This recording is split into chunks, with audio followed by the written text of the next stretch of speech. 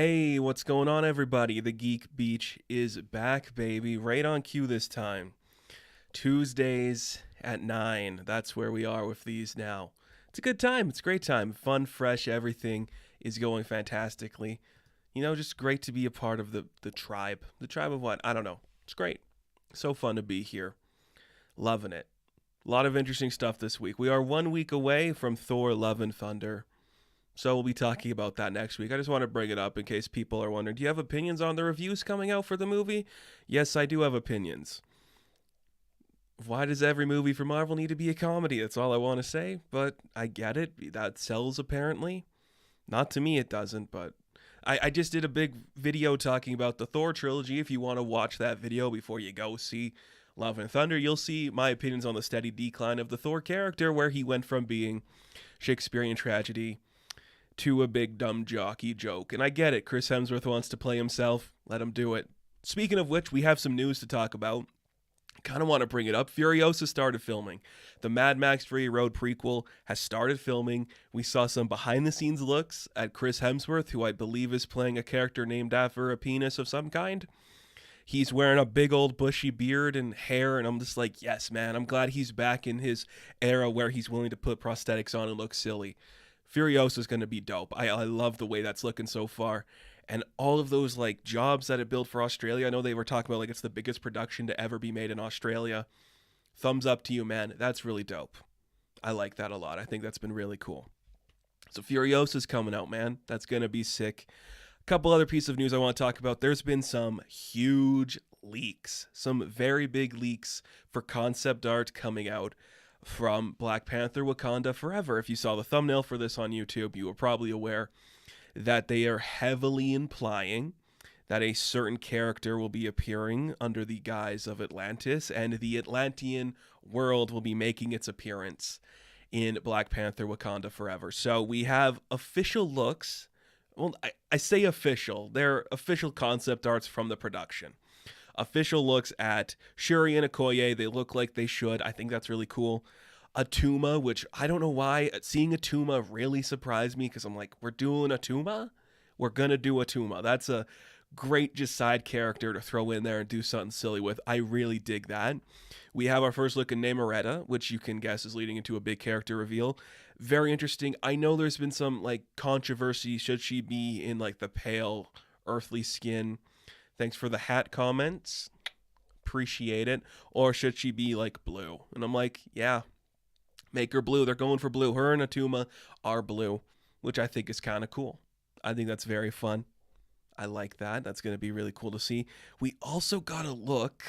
Supposedly, this one I think is a little up in the air, but because it's from the official stylings of the other ones, I'm kind of believing it. So we kind of got an actual look at Riri Williams, who is rumored to be appearing in this film, which I understand that's the case. I think that's really cool. So they saw the Mark I Ironheart suit, and I'm like, oh, that is very steampunkish, and I guess that makes sense for Riri, that's the demographic she's a part of. So that's kind of cool. That's very interesting to look at. I don't know though. I think Riri being in this is I'm still conflicted on that. I think she's clearly gonna be appearing sooner than later. I do think she'll make an appearance in a brief moment, but the fact that they are giving her a suit, that's interesting. That's oh, we're actually gonna have her fighting people in this. Is she gonna team up with Shuri, and that's how we're gonna set up maybe things with a Young Avengers or Champions team? Interesting. We also don't see anybody in a Black Panther suit. That's something we haven't seen yet. So I think that's interesting. But the big reveal, because it's in the thumbnail for this video, and I have to talk about this big reveal for Wakanda Forever. We've been hinting at it. It's been speculated. It hasn't officially been confirmed by Marvel yet. But Tenoch Huerta, who is an actor, I'm not too sure on his heritage, but he is playing a Mayan character in this film. We've got some looks of his official concept, it's straight up his face, for Namor the Submariner. Namor's coming to the MCU, a character I wholeheartedly love. You cannot see it behind me, but Namor is on the shelf back there. I think two Namors are on there, actually. Yeah, there's two Namors back there. the character's awesome. I think Namor is a really fun, complex character that you can delve into a lot of interesting stories with. He kind of represents this thing that early MCU did, where it's like arrogant characters like Stephen Strange and Tony Stark, but he's not humbled at the end. He's always just the boastful asshole, and I think that's a really fun thing to play with. So I like it. I'm okay with the Mayan heritage being the angle for this. The headdress that you see in the one like still looks really cool with the big lion and the flowing feathers. Man, that looks dope. I love the way this guy's looking because it's the costume. Straight up the costume. Like, he's got the look of what Namor should, the shirtless nature. And I'm really glad we're leaning into that for certain characters now. I'm not going to say any huge spoilers for Love and Thunder, but I'm just going to say this. I've seen some things for that film, and I like that the MCU is getting actors who are willing to go topless for the characters they are playing that are topless. I think that's something I wasn't expecting them to do, but I like that a lot. All I'm going to say on that, Tenoch Huerta looks fantastic in this. The design's great. He's got the wings on the feet, so that's exactly what I needed for this character. Anything else they do, I'm fine with it. They want to put him in pants and a leather shirt later, I'm okay with that. So we got the nice little wings on the ankles. I'm okay with whatever they choose to do. Truly, wholeheartedly, do whatever you want with that. So that's going to be a fantastic thing. I can't wait to see actual like live distilled stuff for that. It's going to be really fun. But we also kind of know we're going to be seeing something soon because Marvel's going to Hall H this year at Comic-Con. Well, I didn't say Hall H, but they're going to Comic-Con. It's going to be Hall H. Cool. I'm hesitant to say they're going to show much because they're doing the Disney Plus Day in September, which is probably where they're going to show other stuff. So if I had to venture a guess, I don't want to get too into it because we'll probably talk about a post-Comic-Con show in a couple weeks. I'd venture we'll get a trailer for Wakanda Forever. We'll get the announcement of Namor and the Atlantean world. Werewolf by Night stuff, I'm sure they're finally going to confirm that. We're going to confirm that that girl from the Nevers is going to be playing Elsa Bloodstone, and that guy from that other thing I don't remember is Jack Russell. We're going to confirm that. I feel like that's the stuff we're going to see. Maybe Guardians 3 stuff, and maybe something from Quantumania. I don't know, because that's the next one after Black Panther. But they also just did like, because the cruise ship came up, right? The cruise ship came up, like the big Marvel like Quantum Encounter cruise came up. And I saw footage of that. That was just, it's Anthony Mackie, it's Iman Vellani, it is, what's Evangeline Lilly, Paul Rudd, and Brie Larson, semi-confirming the next Avengers cast. If you throw Tatiana Maslany in there, that's probably it. That was kind of fun. I think it was just kind of boring, but whatever. I can't imagine paying for that, I guess. It's just like, here you're paying for a cruise ship where these celebrities make a joke you could see online for cheaper. And I'm like, that's kind of fun. I don't need to spend money on a cruise ship to hear Paul Rudd make a joke about Thanos, you know? I get it. But that's cool. That's a bunch of Marvel stuff. Can't wait to see more from Namor. That's going to be really cool. We got more comic book news too, because there's a lot of interesting stuff going on. I completely forgot about this. I think I talked about it actually when it was announced. But Paper Girls was in active development for a long time. They dropped a trailer today, and guess what? It's coming out in July. I'm like, holy shit, Paper Girls, you have filmed it secretly? I guess it's not even a secret they filmed it, but who was talking about Paper Girls? I forgot that was on anybody's radar, and it's coming out very soon, like this month. That's crazy to me. Paper Girls is a really fun comic book. I think looking at stuff happening in pop culture now, it's going to get like, oh, it's Stranger Things for Amazon. And that's kind of the case. But there's still some fun stuff in there. It doesn't look like it's as big a spectacle as other stuff happening on like Stranger Things. But I think that's going to be cool, I guess. It's a fun comic book. Brian K. Vaughan's a great writer. That was a really interesting story that he played with. So I am excited to see this. I hope it's good. I am hesitant. It's kind of got like that Sweet Tooth vibe where it might be going for a different feel than the source material, but having a different feel than the source material might not be a bad thing. It might actually be a good thing for the story to reach new audiences. But Paper Girls actually is really strong for the audience it could have. So maybe this is going to be more like an Amblin thing, making fun of those kind of stories, or maybe the fact that they went to the present day is going to show you that it's kind of cheaper. Ali Wong is in this, and she's cool. So that's something, I guess. I might talk more about Paper Girls when it comes out. I'll definitely do a big review talking about the show, but I don't know. it looks kind of iffy, looks kind of hit or miss, but I just like the idea of Amazon being like, we can recapture the boys' magic. Just watch us. We'll buy up all the independent properties. The problem is Paper Girls was actually really good, so you could only go downhill from there. The boys was bad, so you can go up. So hopefully they can find a footing for that and make it something special. I don't know. We'll see. Another piece of news I do want to talk about. This one is strictly comic books, not comic books on screen. This is comic books. There is this independent company that I've been kind of following for a little bit now. It's very new, very modern. They do not have a big following. It is called Zest World, and it's kind of it's operating in an interesting way. So I want to talk about it because it is kind of Substack-ish, where Substack's like, we're going to get all the big creators to come by for your own Patreon. You can pay to see their work, which is a concept I both love and don't love. I've done a whole video talking about that concept, but Zest World just introduced this new feature, which kind of worries me. So they have been getting some big names for their stuff. You know, Phil Jimenez is going to be on there. You see Alex Segura is going to be on there. Jimmy Palmiotti and Amanda Connor on there. And today they also announced that Joelle Jones is going to be working as part of this Zest World thing. And with that, they've also just announced this bigger deal that they're going to be doing, where this, I guess it's kind of just like a commission page where you can commission work from your favorite artist and you can buy things directly from them. And I think that's cool, but it also is like, are you taking time away from doing the books you should be promoting on Zest World to do that? It feels like they wanted this to be like another part of the company, but I feel like this is going to overshadow the other things that this company is going to be doing. You know, if I can get like an honest to God commission from Joelle Jones, I think that's really cool. I don't need to read whatever she's doing next for Lady Killer. I'm going to, because Lady Killer is one of my favorite comic books of all time. So I'm going to get that. But it's like, if I'm just there for the Amanda Connor stuff, like, do I really want to like pay for the subscription service for that? I think it's very fascinating. I think what's the worst part that really scares me is that the actual like first thing they sold was an NFT of Serena Williams stuff. And that worries me, because that's a company not afraid to do NFTs, which we've seen has hurt other books that have come out, like that weird War on Drugs book that they were doing at Image. I don't like that, because there's a big crypto crashing effect, and I don't need to see my comic books being connected to NFTs. But if it's just like a small standalone piece, which is what it was, okay. I hope this doesn't become the norm, where it's like, get an exclusive comic book from Jimmy Palmiotti and Amanda Connor, just pay all this money for the NFT of this comic book.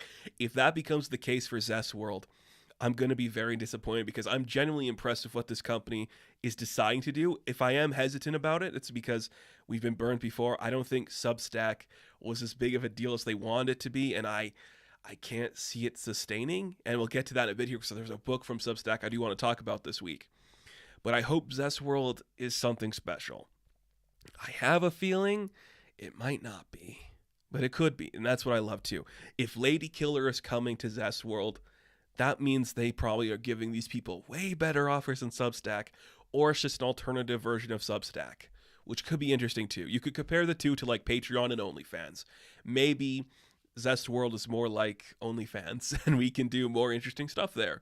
Maybe Substack's just like, nah, we're only taking these books from these people to do these things. Because also too, with Substack, the big like Kids Love Change press, which is just like the Ryan Stegman and Donny Cates stuff, that's also coming to Image too. But with Zest World, it feels like it's strictly from that company. They don't have a partnership with anybody else, which I guess is good. But then again, Image is always ahead of the curve, so maybe this is where those books are going to end up anyways. Who's really to say? Who's really to say? That's all the news we got. Let's talk about Obi-Wan Kenobi Boys, but we can't, because Obi-Wan Kenobi is done. We have episode 7 of The Boys, which we're going to talk about briefly. I don't want to spoil this one too much for anybody, so we're going to keep things very light on The Boys talk. We are one episode until the finale. So let's keep it light, keep it breezy. Let's not spoil it for anybody who might be listening or might just be like, I don't know. This episode was really interesting to me. It did things I think the show needed to do. It also did things I didn't love. So the stuff I didn't love was this forced kind of story of Butcher inside his own mind. I don't think that was necessary. I understand the need to do it because you have to show your audience sympathy, but it's like we've kind of told that story in the last season. This just feels like we need Carl Urban to do more of this episode and kind of build up his character again. I think it's kind of an interesting use because they are showing like the connection between his brother and to Huey, where he feels like he can save Huey, but he realizes being the person he is, he sent Huey down this wrong path. I think that's something very interesting and made for some really compelling stuff. That was a really strong part of that, but I'm like, you don't need to do it. We don't need to spend time going through the mind where he's like, hey, don't do that. You don't need to be that guy. I don't think that's necessary. I don't think it matters, but it's okay. The Huey and Soldier Boy stuff was really well done. The fact that Huey, who was kind of being assimilated by Soldier Boy, can quickly learn, oh, this guy sucks. He's all shit. He doesn't know anything. He's a terrible dude. I think was a really good lesson that a lot of people in the real world need to pick up on, because I've said it last week too. I'm watching these TikTok videos. I'm watching these posts on Twitter. The wrong people are thinking Soldier Boy is a strong character. He's an interesting idea, but he's not some guy you should respect or admire. He is a piece of shit, and don't like him. Don't like him. Think the character is well played by Jensen Ackles, but don't think that character is important. So Huey learns a lesson. He's going back to the side of the light, which I think is really cool.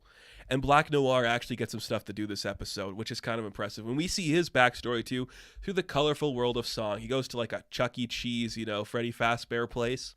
Awesome. That was really fun to see. You see that Soldier Boy beat him up, and that was kind of where he got his damage done to his head. Okay, I'm on board for it. We're going to see Black Noir potentially go to kill Soldier Boy, and he's pretty much the last one left of that team now because we killed the Mind guy in that episode too, so awesome. That's going down a really fun road that I'm genuinely excited to see. Can't wait to see where this ends, because it's amazing. It is so amazing to me that this show has been this good. I know that's a weird thing to say, but it's like, how has this happened? How has this show just worked for 3 seasons? That is almost unheard of, unprecedented in this storyline. I'm just blown away by that. Genuinely, authentically, wholeheartedly blown away by that. It's been really good. I love when Homelander goes to drink some milk from the cow he just, milked. That's just really weird, and I dug it. And the big reveal, Soldier Boy and Homelander are connected. Yep, makes sense to me. No problem with that. After I watched this episode, I just went back to read Herogasm, and I just remember, like, in the first episode in that book, the new Soldier Boy and Homelander, like, they hook up in the Herogasm scene. I'm like, man, do you think they're gonna do that next season? Maybe we're gonna kill Soldier Boy this season, replace him with a new guy, and he's just going to be Homelander's bitch, just kind of like fulfilling the cycle of repeating itself. Like, this was the top one, this was the top one.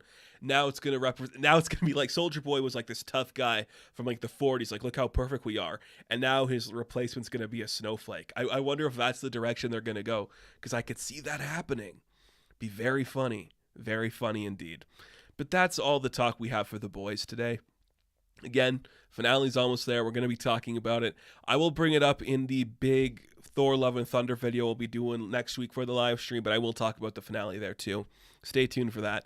More TV to talk about. Because Obi-Wan is done, let's talk about Miss Marvel, which was genuinely interesting. It was probably my least favorite episode of the show so far, because it felt very exposition-y, with the exposition not really meaning anything. We're going to Karachi, and Kamala is learning more about her destiny. She runs into Red Dagger, who is Aramis Knight, if you're a fan of Into the Badlands. That is MK. That is where I know this kid from. He's cool. I call him kid because, yes, he is younger than me, just like Amon. Look, characters leading a show that are younger than me, and I don't feel jealous at all about it. Great. That's cool. So the Red Daggers are now a part of this world. Makes sense to me. They're also showing Kamala like this weird history of like, here's the 2 parallel worlds. This is where you're from and the Jinns are from. And it's like, here's Earth and how they intersect. And it's okay, but I just think that was so unnecessary for these characters and the story we are building. But it is what it is. I don't know. This episode, I think it did a lot of great stuff. Kamala and her mother and like the healing nature of that relationship, and even going further than that, like Kamala's mother and her mother and the grandmother dealing with their relationship was really fun to see.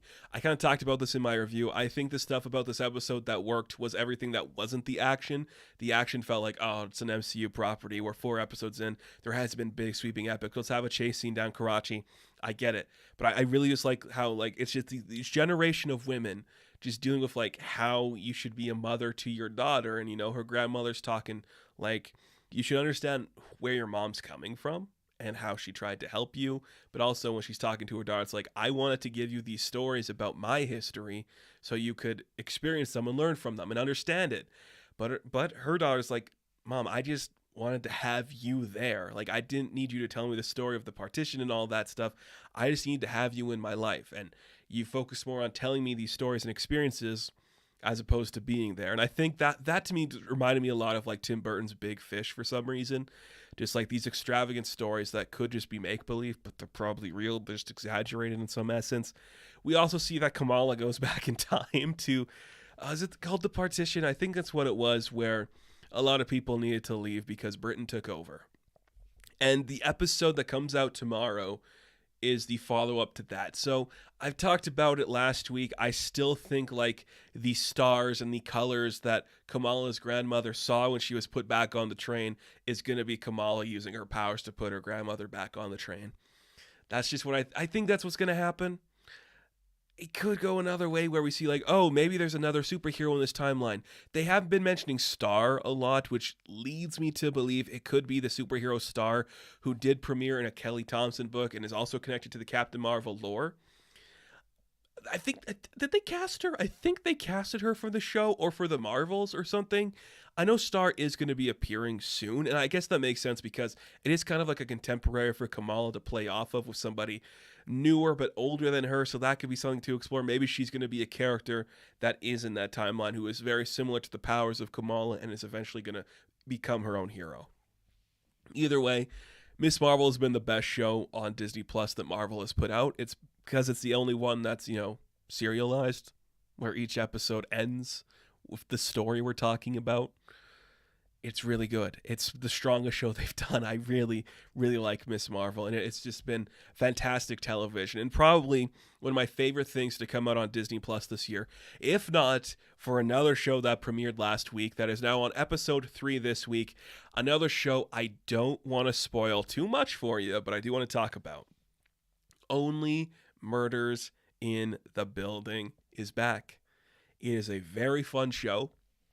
The first season was such an interesting story with great comedy from legendary actors and Selena Gomez giving a great performance. I really liked Only Murders in the Building.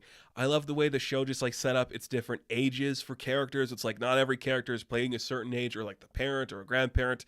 They're given all these different people roles, different body types, different disabilities. Like I love the way they're displaying just like the world in this story. And now season 2, it's premiered. There's 2 episodes that dropped last week. Those are the ones we're going to talk about. So at the end of the first season, it looks like Selena Gomez killed somebody. Did she? Probably not. But now in this season, it looks like they could just be like they could have killed her. They all think maybe we killed Bunny. It's Bunny that's dead. We all thought it was going to be somebody else. It's Bunny who worked in like the building or something, or she lived there or something. It's not a big deal, but they all still could have killed her. Now they have to clear their names.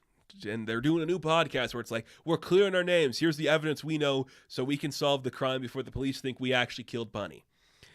Great comedy. Working super strong. You are just seeing how Steve Martin and Martin Short have had such a long-lasting career in this industry, because these guys know how to play off each other so well, and Selena Gomez knows how to just like completely blindside them just being stoic. It's really well done and really funny. I love a show that knows how to podcast right, where it's actually just showing like, if you were doing like a real-time podcast that's a true crime podcast, people that listen to it would accuse you at every moment and try to give you new information. I love the way like people in the building listen to the podcast and they're trying to like help them out with certain things or saying certain things that could be in the podcast. I really like what's going on there. And don't you worry, if you were thinking this season of Only Murders in the Buildings wasn't going to have any cameos, it does. Tina Fey is back in some great stuff where everyone's just hearing her voice in their head, but there's 3 other cameos and kind of extended cameos for a couple of them that really surprised me. Again, I knew only one of these cameos was coming up, so I guess that's the one we could talk about. Cara Delevingne is kind of a key character in this season. She is like an art house owner or just like runs an art house. You know, a very cliched character where it's like artsy and free and look how interesting I am. Look at my weird studio with like these weird art pieces. It's very cool. I don't hate Cara Delevingne. I don't like her though, if that makes sense. My recent perception of her is like those videos and those photos going around at those award shows and like the Met Gala and stuff where she's just straight up harassing Megan Thee Stallion and Nicki Minaj, and you just see her, she's like always there next to them, bugging them, making stupid faces. So seeing Cara in like that setting, it's like, oh yeah, now she's in this show being silly, and I'm like, oh, does it work? I think her character's the weakest just because it's so bloody boring what she's doing. Again, she works in an art house, we get it, and she's like, I'm gonna get Mabel to come in and we're gonna like work on some pieces together, like get out of there and do stuff. And it's just like, if you meet somebody online and they send you a video, like a private video where it's like, hey, I run an art house, why don't you come by very soon and we'll talk about it at the showing I'm having, I wouldn't go. That's weird. And just like, I guess it's the art scene though, so what do I know about the art scene? But this is nothing against either of these actresses. The Cara Delevingne and Selena Gomez like big kiss scene that they have in episode 2, it was so forced and so cliche and so boring where I'm like, this is what you're doing with that?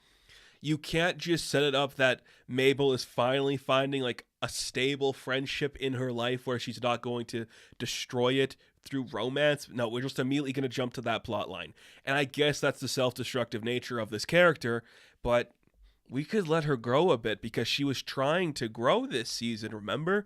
She's like, I can't be involved with this. I've been surrounded by death my whole life. Why can't I have a normal life? Well, this is why. You meet a girl, you beat up some sculptures, you kiss her, now here you are, repeating the same mistakes you made before. Good for you, Mabel.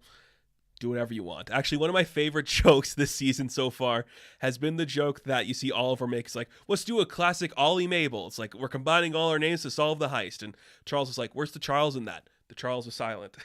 I really like that joke because it's just so Martin Short. He's on the top of his game in this show. It's just like, these guys are in their 70s and they're just so spry and energetic and playing to their age, which I really like to see. So yes, Cara Delevingne's in this show. Is she going to be connected to the murder? Probably. We'll wait and see what happens there.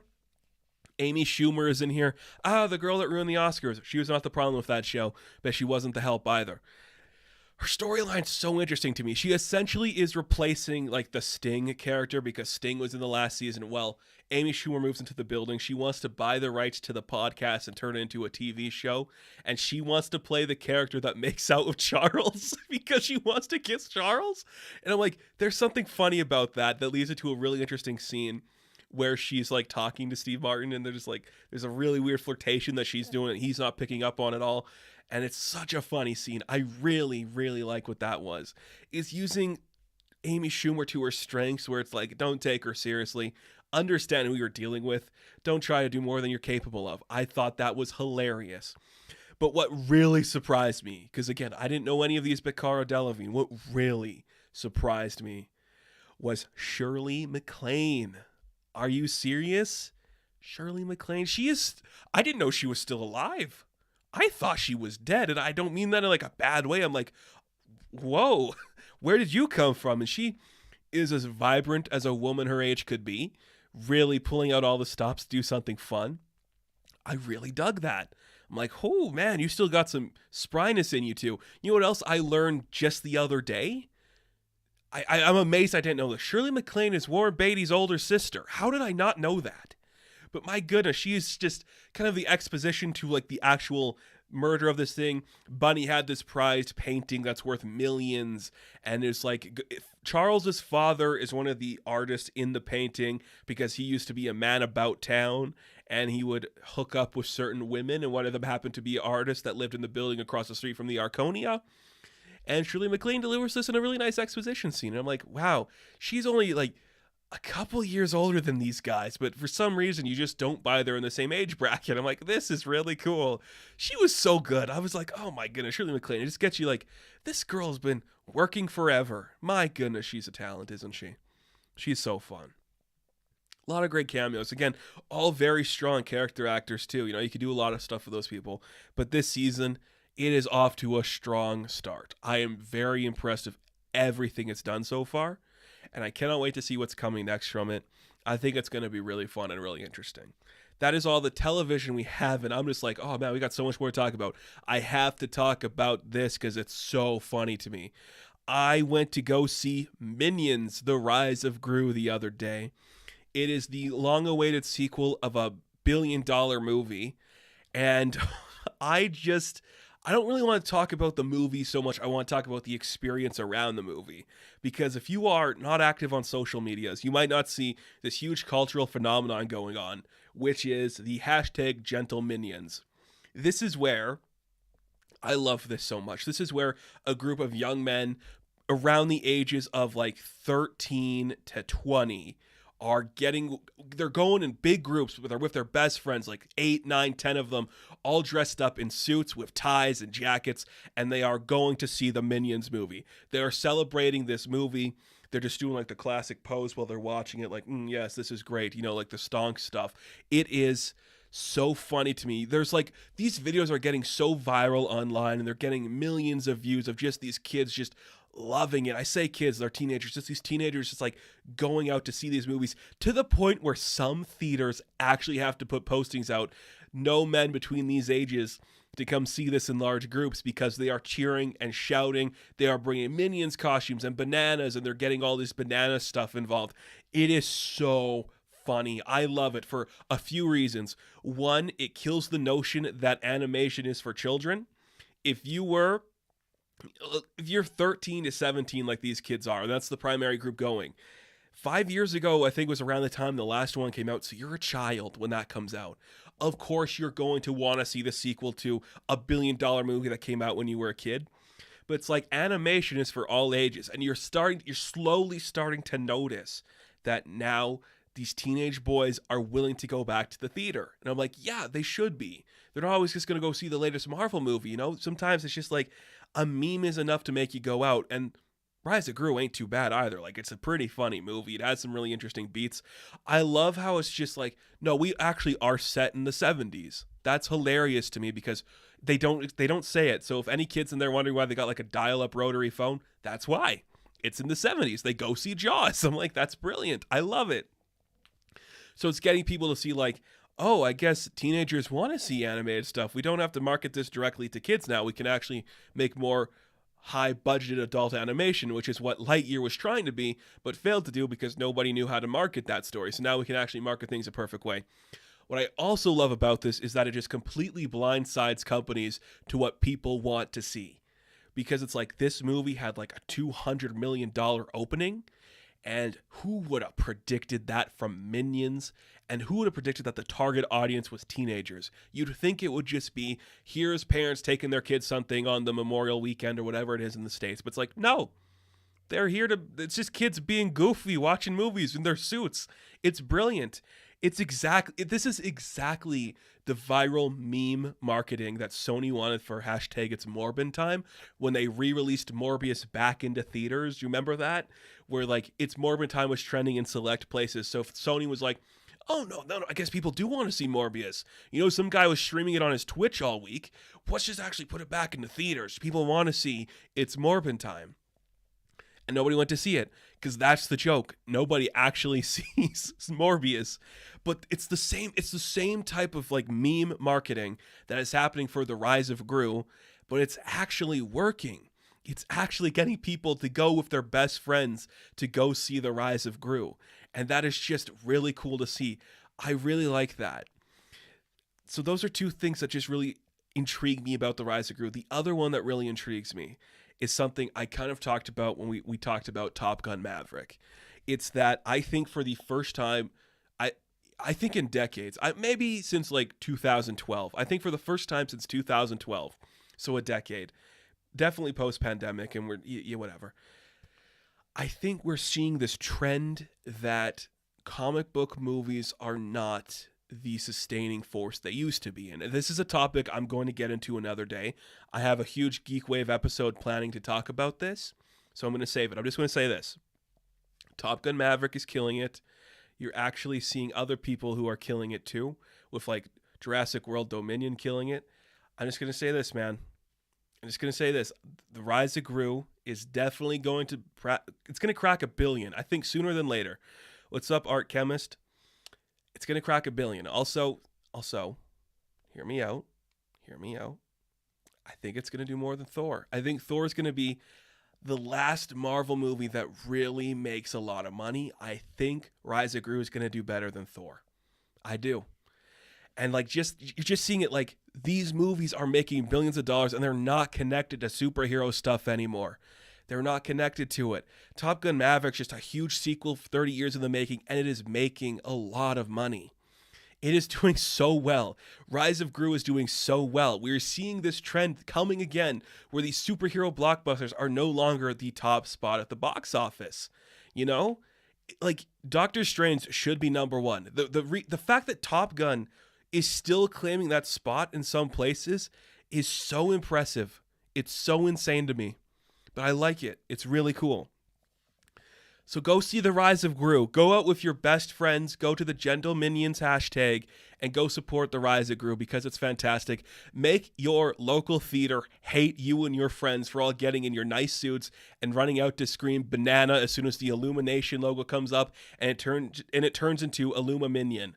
It's brilliant. It's great. And I guess The Rise of Gru, the voice acting is great. The animation is fluid. The characters are really compelling.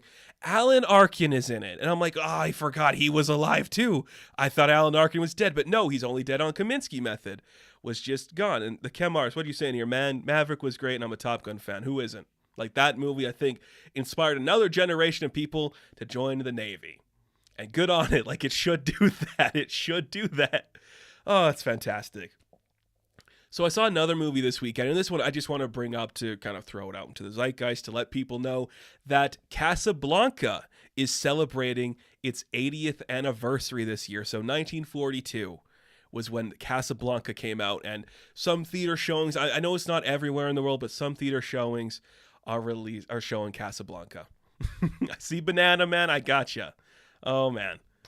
So Casablanca, like that was great. And this time around, I think this is my seeing of Casablanca for its 80th anniversary, I think officially makes this the most times I've seen a film in theaters. I think this passes it to 10 times that I've seen Casablanca in theaters. I know that's a lot, but I went to a lot of local showings and stuff. And every time there's like, it comes to a cinema for like the Classics Day, I go.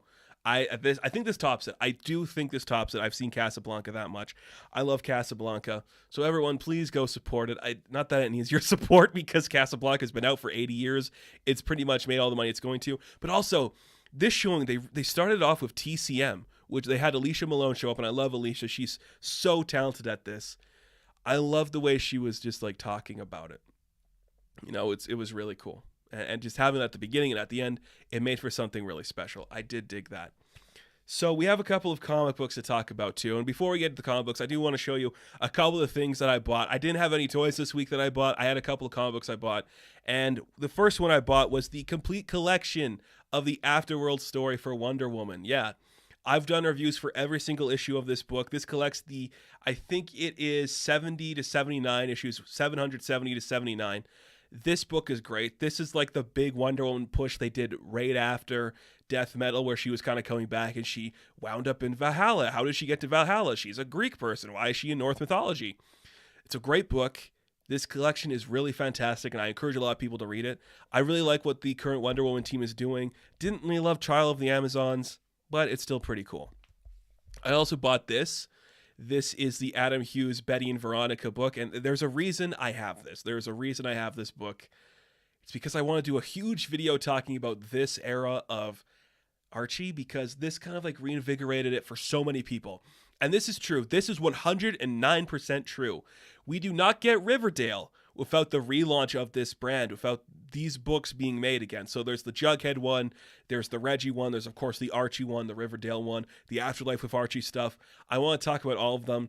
I had to get Betty and Veronica solely because it's Betty and Veronica and it's Adam Hughes. Who can go wrong with some Adam Hughes in your life? So this is really fun. Couple of comic books I do want to talk about. I haven't read anything new this week, so I'm filming these these are going live on Tuesday. That is when DC's new stuff comes out. I kind of skimmed through Dark Crisis. I looked at it a bit. Big fight between Dick and Slade, which is kind of cool. That's going to be fun. We'll talk about that more later. That's going to be interesting. I want to get Batman 125. I think that's going to be a really fun book, and I can't wait to see what Chip's going to do. And we're going to talk about a Chip book in a bit here, but we're just going to be talking about next week's book. And again, it's one of those things where I'm like, I picked the perfect day to do these because every new Disney Plus show comes out on Wednesday. Every new comic book comes out on Wednesday. I'm going to be talking about that stuff the day before, so we're doing last week's before the new stuff comes out, so you can get caught up before the new shit comes out. I guess that's just like an excuse I have. Couple of books to talk about. This is one that's been on my radar for a long time. When they first announced it, speaking of this Wonder Woman book with, Travis Moore on here. Travis Moore just got a new book coming out called Sins of the Black Flamingo. Now, I did a review for Sins of the Black Flamingo. It is a really fun, interesting book that surprised me. So it's set in Florida, and right there, hey, that's an interesting place to put things in today. You see this thing. There's this gentleman thief. His name's Sebastian Harlow. He is the Black Flamingo. He wears this really like vibrant mask that covers his eyes when he steals things, and he gives it back to people of a certain culture and pretty much LGBTQA plus storylines going that way. It is that kind of a story, and I know people might be not interested in going that route, but basically he finds like this old, I forget, there's a certain piece of like clay he finds that releases this golem from its sleep, and the golem was a secret lover of this family's like grandfather, and now it's free to be an actual human among a time where it can be celebrated. It's a very interesting story, and it kind of leads into this weird thing where Sebastian goes to this major party where his influence is important. It's a kind of like that classic, the gentleman thief, Robin Hood, Batman kind of thing, where this guy wears a costume and he gives to the poor and steals from the rich. But he goes to this like party and he's kind of vibrant and showboating about a bit, and he stumbles upon this weird thing. He finds an angel, because there's this weird religious theme going on in this book too. He has this weird thing called like the Devil's Tooth, which is like this ancient artifact that supposedly houses this power, and this like rich guy wants it because this rich guy also has an angel locked up. And I'm like, that is a very interesting concept to play with. I think it's kind of interesting. And just having Travis Moore do the artwork, oh, it looks so beautiful. It is such a vibrant book. I recommend everyone to check it out. I think it is worth the time, worth the investigation, just into something very cool. I really dug that. I also wanted to talk about The Variants. I've been waiting for this book a long time. The Variants is Gail Simone and Phil Noto's new book all about Jessica Jones. Anybody who has seen this channel long enough, you know I'm a huge fan of Jessica Jones. It is one of my favorite characters. I think she represents a key thing to Marvel. And if Marvel really wanted to push Jessica Jones, and I know they kind of don't, but if they really wanted to push Jessica Jones, they could make her their Wonder Woman. I'm not saying give her a bright big costume, because you cannot make Carol your Wonder Woman. There's just too much hate around that character. Carol is the Meg Griffin of the Marvel Universe, where everybody's going to shit on her for every action she does, whether it's right or wrong. Both out of universe, like the reader, and in universe. You can't make it Carol. They don't have the balls to make it She-Hulk, even though it should be She-Hulk. And I wish it was Sue Storm or Janet Van Dyne, but they can't do anything with those characters either. So you got a Jessica Jones book. Make Jessica Jones your Diana. That's all I'm saying, because she's pretty much the opposite of Diana, just kind of grumpy and interesting. So in this book, you see Jessica starting to have like these weird visions of something going on in her life. She doesn't really understand it. I'm under the impression this is not our Jessica from our timeline because she's not married to Luke yet when this book is happening. Luke isn't mayor at this point in the story, and it's not really saying those things. But Jessica is kind of just like figuring out this stuff going on. She's like, I'm going to marry Luke. I'm going to figure out all this stuff. It opens up in a beautiful story where Jessica needs to find some lipstick for the wedding. Doesn't know what color she wants. Black is too dark for a wedding. Settles on like a girly pink that she doesn't really like. And as she's doing that, she's kind of accosted by Daredevil later on. He's like, I have this woman, Maria Snyder, I need you to talk to, who claims she was a victim of the Purple Man. And of course, Purple Man being the character who messed up Jessica forever, mentally, physically, and all these other ways. And you see, like, this girl Maria is talking about, like, he made me kill my family. And I know that's like a hard thing to believe in court, but he did that to me. And I met him like a long time ago and only recently did these new memories come into my head and mess me up. And this woman's actually trying to use this time to tell Jessica, like, stay away from your family because you are going to kill them. But Jessica's like, Matt, you son of a bitch, why did you set me up to talk to this girl? And the book kind of ends when you see Jessica going home to see her daughter Danielle. And there's somebody in Danielle's room. And who is in the room with Danielle? We see in the room of Danielle, oh, it's Jessica Jones. Because that's right, folks. Jessica Jones is getting her own multiversal book. And we also see it's not just one Jessica Jones or two. There's a Captain America Jessica Jones that shows up like, what are you guys doing in my house? It's a mystery across the multiverse with Jessica Joneses. It's called The Variants. Every single piece of this book is brilliant. It is so funny. It is so cool. So Jessica Jones. It feels like Gail Simone is channeling the best of her work, Bendis's work, and Kelly Thompson's work on the character to make something the perfect amalgamation for Jessica Jones.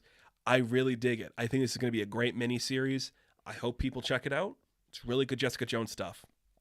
But all of that aside, there is one book that came out last week I have to talk about because I haven't stopped thinking about it since. It has plagued my mind in so many bizarre and self-deprecating ways. So I have it right here because I had to buy the physical copy. And I talked about Substack.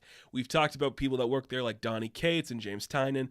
One person we didn't talk about that works for Substack is Chip Zdarsky. Now, if you guys know me, one of my favorite comic book series of all time is Sex Criminals, and he was the artist on that book. He recently just wrapped up a really beautiful arc on Daredevil, which is leading into a new arc in a couple of weeks. He's also taking over the Batman mantle, and he's going to be writing Batman. But he also has his Substack book coming out in physical form now, and that, of course, is Public Domain. And I know what you're thinking. Chip Zdarsky making a self-aware comic book? How is that possible? Of course it's possible. The guy is so self-deprecating. So a few things about Chip Zdarsky I just want to talk about. The man started in newspaper, comes to comics, makes a huge name for himself making these really weird projects. And one thing about him is the self-deprecating humor never goes away. Literally today, to promote the release of Batman 125, because I think Jorge Jimenez put out this video like, hey, the book's out, check it out, it's great. Chip put out a video too because Jorge's the artist, Chip's the writer. He put out the video like, it's cool, but looking at Jorge, he's like such a handsome man and he's so talented at everything he does. I think I hate him. It's just like, he's just like so deadpan on the delivery that that's what makes it funny. And he makes this book called Public Domain, and I don't think I've ever read a comic book that is so prescient for the times we live in. So you have to read it. I'm going to encourage everybody to read Public Domain because it's such a fun read. But the thing about this book is we followed the life of the Dallas family. And the Dallas family has two brothers, Miles and Dave. Now, Miles works for this newspaper, kind of like this big journalism job that he has. And his brother works at a tattoo shop. But the thing about both of these men is that their father, Sid Dallas, is the creator, the artist for the most prominent comic book character of all time, The Domain. And in today's climate, when everybody's getting their superhero movie made, The Domain gets a huge, big, new reboot of his character being made in this decade. Oh my goodness, could you get more prescient than that? So the story is these two brothers are kind of arguing of like, should they go with their father to the premiere of the movie that his comic book is based on? And you see they can't really make it. They're kind of also in this really self-deprecating way. They are kind of saying like, those events were fun when we were kids, but now they are really dark and annoying, and it sucks that our father does not get the recognition he deserves. And basically, you see that Sid is given a couple $1,000s and a free plane ride to the premiere, which is perfect because you look at what Ed Brubaker said when The Winter Soldier came out. He was given $5,000 and a thank you note, which is just, yeah. And it's this really interesting take on the concept that is plaguing the minds of every creator in the industry. What is yours? Do you own that character if you make that character in the big two?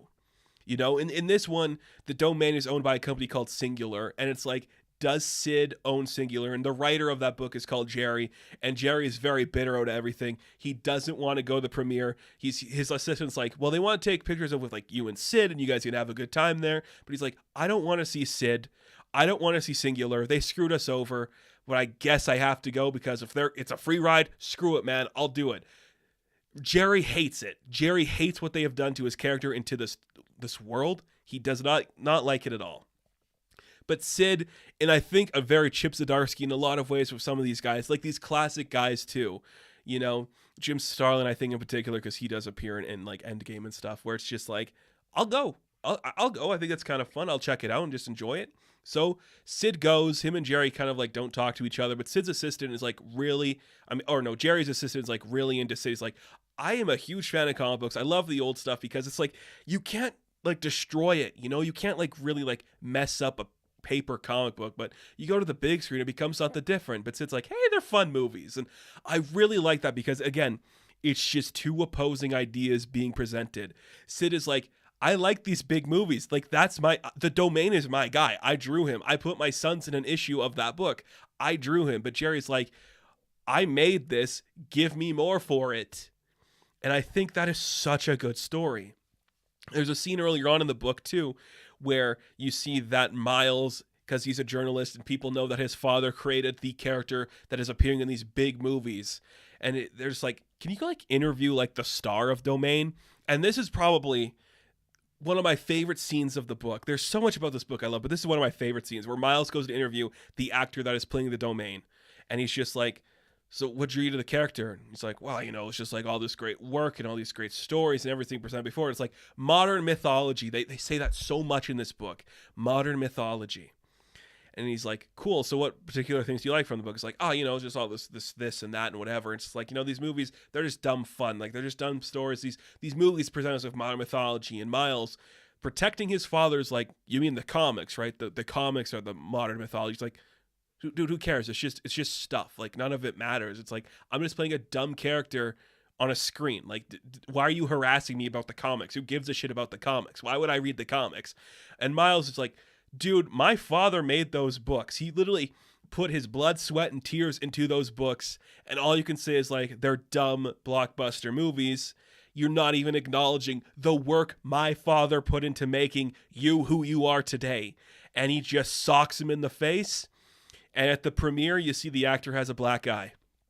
And I'm blown away by that because, again, this could only be done by a writer who is A, part of the industry, B, has his characters in a situation like this, and C, hates the industry so much that he loves it and loves the industry so much that he hates it. Only Chip Zdarsky could turn this book into like this depressive story about this guy struggling to be happy with his creation. And there's this idea in the real world. It's like, you are part of one of the largest things in the world. Like, this character you made and put your time into is part of $1 billion franchise. Should you be happy about that? Can you be happy about that? It's like, and I personally am of two minds. I think every creator, even if you are working in those big companies, you deserve more than what you're given for your creation. You do. If you created Thanos, hell, you deserve more than just be a cameo in the thing. They need to acknowledge you in the credits. And you see that Sid isn't even acknowledged in the credits, and he doesn't care. But Jerry cares. Jerry's assistant cares. His sons care. Everybody is caring more about what's happening with Sid than he is. And there's something so poignant about that I just think it's like, there's so many creators today who I think can relate to this book. And I completely get why he made it. I just think it's like, dude, you are hitting so many things home right now. It's kind of scary. It's kind of scary, and I think it's just so powerful. And just like nobody wants to get their photo taken at the premiere with Sid Dallas. It's all about, here's the big star, here's the director. Nobody is focused on Sid. They're all here because of him and Jerry, and nobody can even acknowledge that they're there. They just get like a sympathy invite. And I think that is just so realistic. So realistic. How many times do any of us watch the red carpet premieres and you maybe get like a minute long video from the creators talking about what's going on there? You know, the ones I know recently is like Jason Aaron did show up to the premiere of Love and Thunder. He put the information out himself on his Instagram and all his socials. Marvel didn't do like a big video talking about it. They didn't.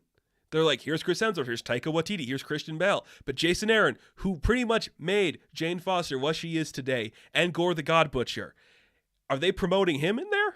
No. There's like, you could come. If you want to take pictures, do it yourself. That is so annoying and so realistic. And just the fact that this book could be like, this is a depressive look at the comic book industry in today's climate where people steal our IPs and put them on film and we get nothing for it. I think that's fascinating. It's just the right type of depressive and realistic for a guy like Chip Zdarsky to really sink his teeth into. And that's really cool. The book also ends with a surprise twist that Sid Dallas is actually the owner of the domain. We find out that Jerry's assistants rummaging through some old stuff because they want to find like old scripts or concepts that they could like publish and sell, like just like, hey, you could get this original thing based on the hit movie. And I'm like, but they find these like pieces of paper or just some information that is showing you Sid Dallas actually owns the domain, which is either, I don't even know where it's going to go, but it's going to completely ruin Singular. Just like, dude, we are going to give you so much money to keep that. His kids and Jerry are probably going to be like, dude, we have to hold on to this. We hold all the cards now. You cannot give that away. You can't. I'm like, but he's a company man. But Sid's a company man. He's not complaining. He's smiling as there's the blockbuster scene. They're watching the movie. He's happy to see this. He is such a quiet guy who's like, I get it, man. Look, I made some stuff. I did some stuff. His sons are mad he's not getting the recognition. Jerry is pissed the company screwed him over. But Sid's just like, well, I own it now. It's so brilliant. It's so well thought out. And I think it's one of those books that you have to read to fully understand its capability. Like, it is so self-loathing in the sense where it's like, look at how screwed up the industry is where we don't get anything. And I think because Chip is the everyman for everybody in the industry, he's Marvel, he's DC, he's Image. He's got his fingers in everybody's pot, so he can do whatever he wants. I really like it. I really like this book. Go to your comic shops, subscribe to Chip's Substack, and read Public Domain.